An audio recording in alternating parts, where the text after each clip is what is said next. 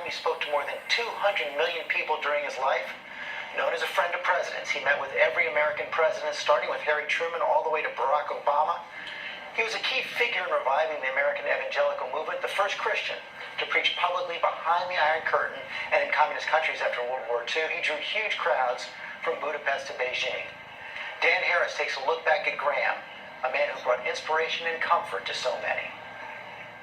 There are thousands of you that God has been speaking to. For more than half a century, Billy Graham brought the word of God to millions. Return to your faith in God. Christ is going to come back and set up his kingdom. His influence reached every corner of the globe and all the way to the White House, a long way from the North Carolina dairy farm where he grew up during the Great Depression. Graham found his calling at age 16 when a traveling preacher came to town. I went back night after night, and one night I began to realize that there was an emptiness in my life. The Lord Jesus Christ. Soon he was filling revival tents and expanding into radio and television. His message was for everyone, regardless of race. Years before it was the law, he insisted that his audiences not be segregated. I don't know what your religious background, or racial background, or cultural background, it makes no difference. Graham first went to the White House in 1950 for an audience with President Truman. It did not go well.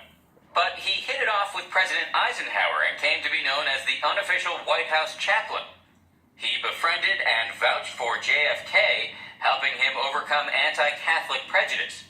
He stuck with Johnson through Vietnam and Nixon through Watergate, and offered his prayers and counsel to every commander-in-chief through the rest of the 20th century and into the 21st. Presidents need comfort that faith gives. And Billy Graham was a great dispenser of comfort for me and for Barbara and for our family. And he just talked to me. Never at me. Never in a condemnatory way. It was amazing. President George W. Bush even credited Graham with helping him to quit drinking and turn his life around. God loves you. All the while, Graham continued to preach with crusades across America and around the world. Unlike fellow evangelists Jerry Falwell and Pat Robertson, Graham steered clear of divisive issues such as abortion and the culture wars, preferring a gospel that would unite. We need to trust in God, and we need to put our faith in him as a nation. There were, however, moments of controversy. He was caught on a Nixon White House tape talking about Jews having a, quote, stranglehold on the media, a comment he later said he deeply regretted.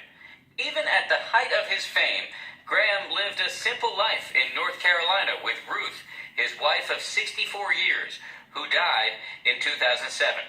The greatest need in the world today is a transformation of human nature to make us love instead of hate. At the time of his final crusade in 2005, he told ABC News he looked forward to the day he would meet God in heaven. I said to the Lord, why did you choose me? I came from a farm. I never dreamed that I'd be preaching to people in different countries. And I'm going to ask the Lord, why did you choose me? Because I believe I was chosen. To Billy Graham, only one opinion mattered. I want to hear one person say something nice about me, and that's the Lord. When I face him, I want him to say to me, well done.